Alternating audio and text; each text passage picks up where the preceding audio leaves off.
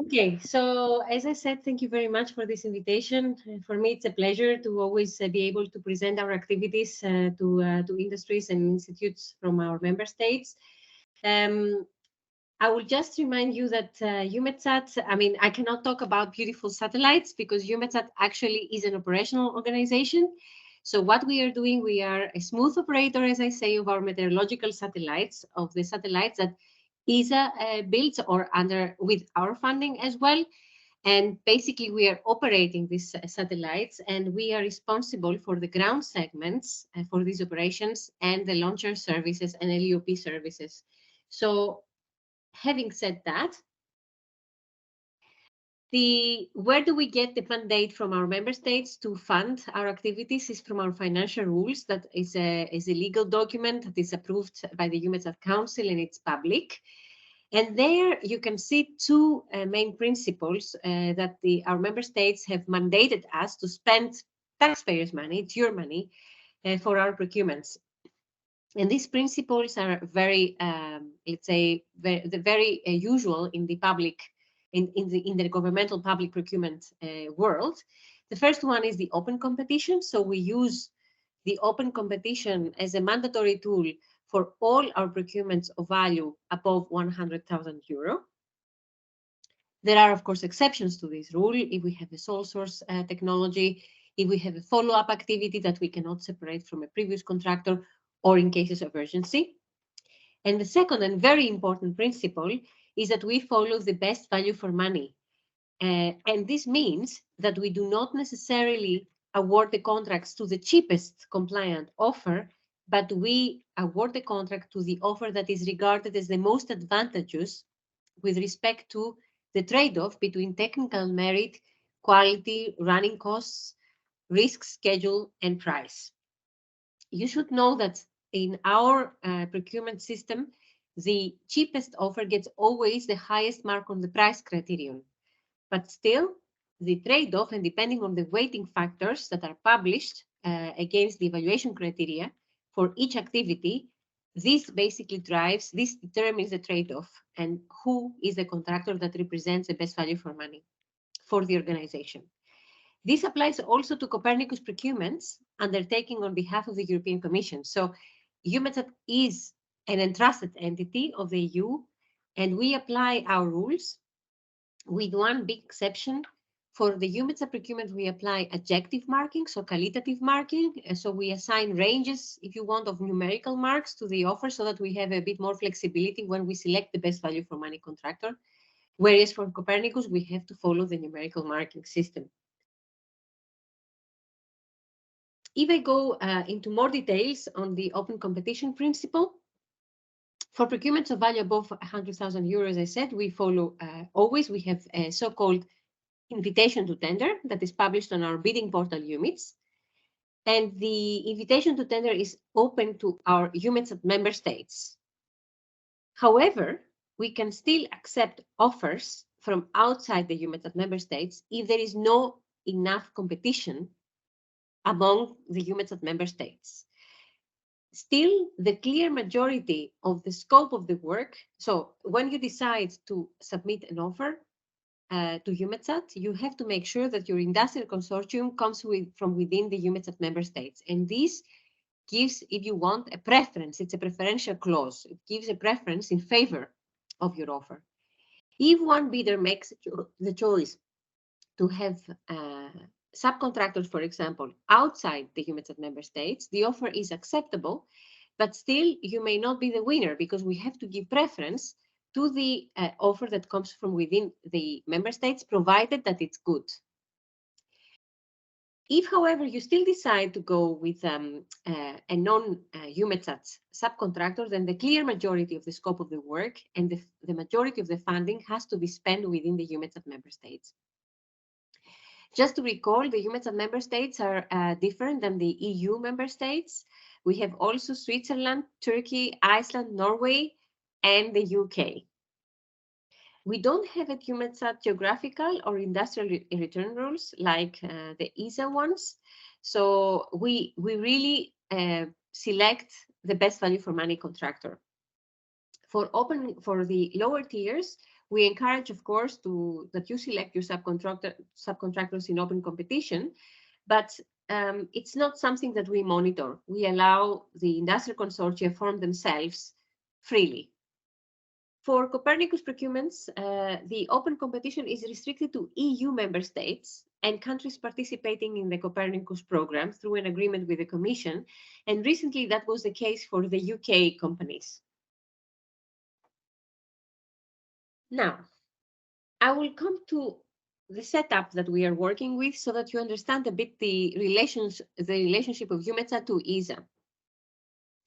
The European Space Agency funds a major part of the development for the first satellite. They are our procuring authority for satellites. They have also, if you want, the expertise in satellite development. So we use ESA as our procuring authority when we procure satellites. So all the meteorological satellites that you see, and they are developed by ESA, actually, they are funded by EUMETSAT.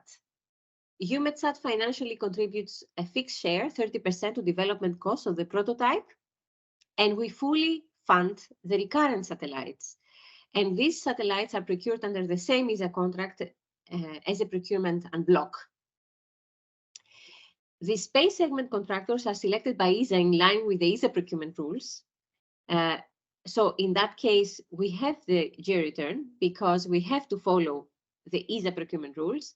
And the contracts are also managed by ESA, being the procuring authority and being the contracting party to industry. But EUMETSAT is also there as part of the reviews or of the evaluation boards. So how do you find out activities for EUMETSAT? You find it out through the industrial focal point. In this case is Elise Alt. So the industrial focal point's role is to act as the liaison between EUMETSAT and the national industries to increase awareness of the EUMETSAT procurement opportunities. So every year we have a meeting where we recap on any evolution on our procurement rules or in our businesses. And also I present the procurement opportunities of next year. And then we expect the IFPs to liaise with you and pass on or forward these business opportunities. There was a request recently by the UK to hold this meeting also every 6 months because they found that it's very interesting and it helps the IFP work. And we said that we are going to hold a very short meeting also mid-year, so in June, to recap on business opportunities of next year. So I give you now an overview of the EUMETSAT budget. So up to 20% they are allocated to EUMETSAT internal costs, so the contributions of member states, including Estonia. Up to 20% are allocated to EUMETSAT internal costs, and over 80% is dedicated to procurement activities, substantially targeted at procurements from industry, either directly by EUMETSAT or through ESA. And here you see a financial planning overview of our activities. It's a 20 years financial planning. We are trying, as you see, to keep the curve of our funding quite flat. This is at the request of our member states because at the moment there are difficulties with the budgets. So what we are trying to do, we are trying to keep flat by, if you want, shifting some activities to the right. But as you see, so at the moment, you see all the launchers that we have before us. And these launchers, in the next 9 years, we have actually 9 launchers to come. So it's a very condensed schedule. So we have on MTG the Meteosat 3rd generation, the S1, the Sounder, and the Imager 2. On the METOP SG, we will have the 2nd generation of METOP satellites in 2025. This is the first one. And then 2026, 2027, the second one. Towards the end of the decade, we have the Sterna and Aeolus satellites and METOP SG2 also. So it's a very busy period. It's a booming period. I think it's very nice to have this feeling. But at the same time, which basically means lots of spending and lots of contributions from member states, but we are trying by optimizing the schedule to flatten the curve of the contributions of member states. So as I said, we are using the European Space Agency as a procuring authority, but what are the procurements that we perform as EUMETSAT directly? So the first, the obvious procurements that we are responsible for directly are development of ground segments. So we are developing our platforms for the operation of satellites, and we are gearing towards a multi-mission ground segment approach. So basically we have a kernel that we use, and then on top we deploy the specific layers for the operations of the specific missions. So this covers satellite monitoring and control, meteorological products processing, and ground stations, so antennas. And obviously, in order to be able to maintain this infrastructure, we have plenty of services. So satellite operations engineering, software and telecom engineering, we have training, we have SAP support, operations of satellites, telecommunications, site infrastructure, software maintenance. So we have a very, let's say, heavy infrastructure that we need to maintain and update, because technology runs faster than us at the moment. You must have been exposed to all the discussions of artificial intelligence and machine learning. So we are trying to update our technologies in this kernel that we have in our infrastructure as well. I must say that for EUMETSAT, because it's an operational organization, we are not experimenting with research activities. We only deploy solutions that have been tested and they are qualified, because we have also assets in orbit. So we cannot endanger our assets, our satellites already in orbit. We have scientific studies, but these studies are targeted again to support the missions. We do not perform in general scientific studies. All the studies that we are having are there to support our programs. So they are targeted scientific studies. And of course, we have plenty of hardware procurements because we have a lot of hardware infrastructure. So how do we select contractors at EUMETSAT? So all invitations to tender, the ITTs, the open competitive tender actions for the EUMETSAT procurements, are published electronically on our bidding portal, EUMETS. We make use of standard purchase or contract general conditions that you will find published on EUMETS. We usually use fixed prices in Europe for fixed or with a variation formula for longer term activities, longer than 5 years. The most important document that is published with each ITT is a document that is called Special Tender Conditions. This document defines what we need to see in the offer from the technical and managerial point of view to be able to evaluate it. And also this document includes the evaluation criteria and weighting factors that are published in each ITT. And as I said, they are very important because these evaluation criteria and weighting factors drive the best value for money discussion. You can submit your bids electronically. You have to submit actually the bids electronically on EUMETS, and the offers are evaluated by EUMETSAT staff in a board that is called Tender Evaluation Board, TEB. The way we evaluate your offers, we use adjective marking. So we have a perfect, excellent, very good, good, fair. Recoverable is the last level of acceptability, and irrecoverable, it's unacceptable, basically. And we perform the selection on the basis of best value for money. And you should know that the cheapest offer gets always the perfect on the price criterion, and the second cheapest gets the delta from the first downwards, this adjective marking scale. So for example, if we have an offer that is the cheapest offer 200K, and then the second cheapest is 300K, the first would be the cheapest would be the perfect, and the 300K would be something between fair and good, because it's 50% less on the adjective marking scale. The offers are marked with this adjective marking against the criteria, the evaluation criteria, and the ITT requirements. So we do not compare offers among themselves. But when the time comes to perform the best value for money analysis, then we start comparing offers. And because it's the only way to apply our weighting factors in a narrative. So we are saying bidder A has achieved excellent marks on the technical criteria, but is the most expensive, so very low on the price criterion. Bidder B has achieved good marks on the technical criteria and is the cheapest. And then, depending on the weighting factors, we see which delta outweighs which delta. This is the so-called best value for money trade-off. This is how we evaluate. This evaluation process is applicable to EUMETSAT procurements, to Copernicus on Copernicus procurements, for which we are an entrusted entity and the procuring authority. We are obliged to follow the numerical marking. So this trade-off is really driven by the digit of the number.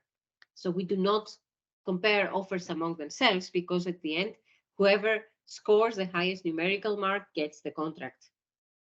We find that this system is not very flexible, but it's a requirement by the EU and we have to follow it. For us, the reason we have the adjective criteria is exactly because this adjective scale provides our ranges of numerical marks. So we have a numerical translation.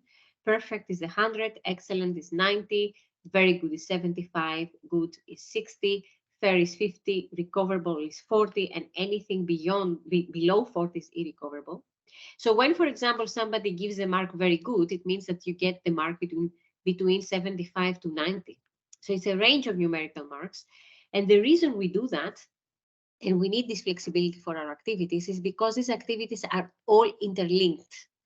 We don't have at EUMETSAT self-standing procurements. We have systems, and every activity may have an impact on other systems. And that's why we want to keep this flexibility and be able to select among objectively equivalent offers the one that represents the best value for money within the context of the procurement when we actually procure. Now, we use, as I said, the EUMETS. This is our bidding portal. And if you would like to have business with EUMETSAT, you have to register on EUMETS. It's very easy to register on EUMETS. We don't require many data from your side. And then you will get access to all our activities. So what we need is first name, last name, email address, your specialization area, address, city, country, and phone number. Nothing more. So it's very easy to get access to EUMETS. We consider that actually once we place something on EUMETS, it's really public. Just a word of caution: when you register yourself for notifications, be careful what you click, because then EUMETS will spam you. So just be careful what are the notifications that you would like to have on EUMETS. And then once you register, you will be able to have a look in our ongoing ITTs. This is what you see that is currently open for a submission of offers. So as you see, we have plenty of services: cloud engineering service, procurement of codes, Apple devices, climate expert service, code of business ethics and conduct, and rapid subscriptions renewal. So all these are activities that, let's say, were ongoing. Actually, this one is closed. And the intended ITTs, as you see, we have a long list as usual before the end of the year. We are trying to close the year, and we hope, this is also work on me, I have to basically visa all these ITTs in the next days so that we can publish them next week. They should be coming up next week. Here, as you see, we have from local services like catering services, or in German, maintenance services, cabling, software maintenance, administration service, digitalization. We have profiles of products. We have scientific studies here, global ionospheric map service. We have the big data services, our cloud services, where we provide to users access to our data through clouds. We used to have our own internet, if you wish. We had the so-called EUMETCast. This was the way that EUMETSAT was disseminating data to the member states and the national meteorological services. And now we have complemented this way of disseminating that data through our European weather clouds. It's open to national meteorological services and some academic institutes. whereas Copernicus Wikio that we are running as well, it's open to everybody. So the Copernicus data can be accessed by everybody. And this brings me to the opportunities, business opportunities for next year. Again, the majority of our procurements for the ground segment facilities have been now completed because, as I said, we are launching. So the big developments have been done in reality. We are in the process of getting deliveries now and having them ready for the launches. But of course, we now have a full series of services in view, actually, of the deliveries of the ground segments. So you see, we have ground segment engineering service for the upcoming missions, but also for the future missions. We have information technology computing infrastructure, open operations and maintenance service of our infrastructure. We have integration and verification services because exactly we are receiving now all the ground segments. We have operations, analysts and controllers teams services. And then we have some, let's say, off-the-shelf procurements, so Microsoft subscriptions or dimensions follow-up implementations. We have plenty of engineering services because we need them now also for the new missions. Also for the altimetry mission, we will have later on, we are planning to have a new mandatory program, the altimetry program, not yet put in the process of approval yet, but later on in 2026, 2027. Engineering support for DevOps processes and tools.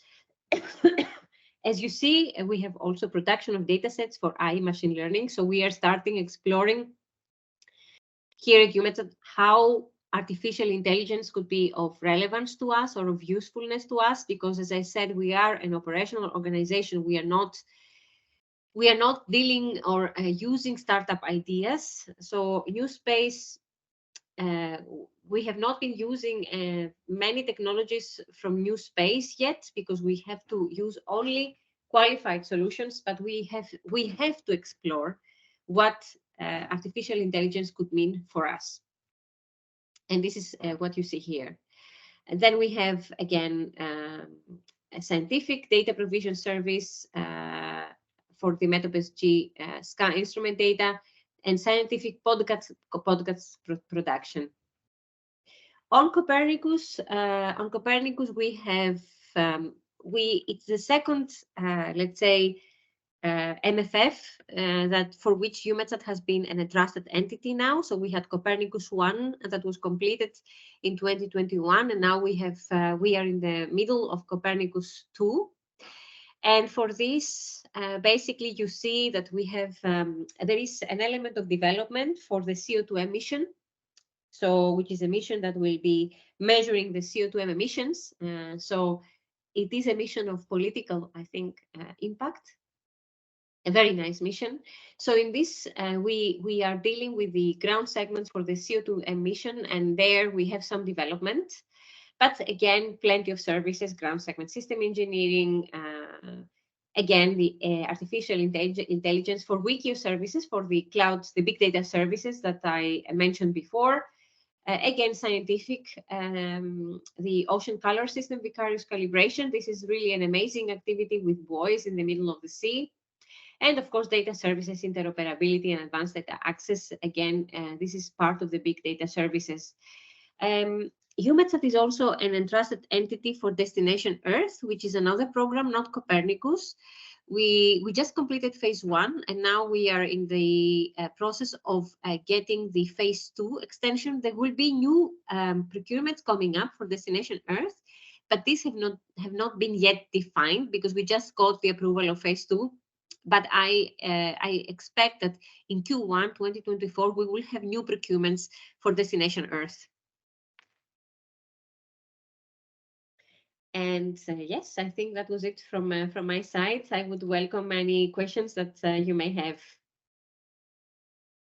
Thank you very much, Eleni. That was a very, very, very good overview of EUMETSAT's opportunities.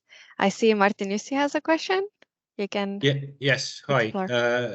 You were talking about a lot of engineering support services and roles being procured. So I'm interested in what's your remote or on-site working policy for those support services? I mean, this may interest the Estonian providers, as we are not located in Darmstadt, are we? Yes, Martin, this is a very good question. At the moment, there is still a culture that the engineering services are provided on-site. So I must admit that for the majority of our engineering services that are defined on a support basis, so we call these services skill-centered, they are located in Darmstadt. I must say, I'm trying to, as head of contracts, I am trying to see whether we can form our activities on a project basis, so that we can have deliverables. And then actually this on-site requirement would not become that mandatory anymore. But it is a cultural change, and it's not easy to perform. We are in the middle of a make or buy exercise. So we have to review again the perimeter of where we would need staff and what are the activities that we could outsource. And this should be completed within 2024. And then we will have, let's say, a revision of our procurement strategy on this. So stay tuned, and Elise will be informed about this, most probably at the September IFP meeting, Elise, not before, after the completion of the make or buy exercise. The reason we are doing this review is because we see that actually, if we follow the same process of procuring skills and deploying teams on site, at the end, there is not much competition, because the incumbent team has a great advantage due to previous experience. So this is something that from the procurement point of view is let's say, it's negative. On the other hand, I must say that the feedback from member states is, well, as long as you get reasonable rates, why should you change that? Member states also don't want to have liabilities for pensions. So it's a trade-off that we have to balance. But I believe the future will be different, because we will have to open up, maybe not everything, but certain activities we will have to change the on-site requirement, because we see the effects of restricting competition with this on-site requirement. This would mean actually that you would need to establish a branch in Darmstadt. And this not many suppliers do, as you said. But on this aspect, again, I will inform Elise as part of the industrial focal point meetings, where we stand with this make or buy review and where we stand with our procurement policy. It's under discussion at the moment. Right, thank you very much. Very good question. Thank you.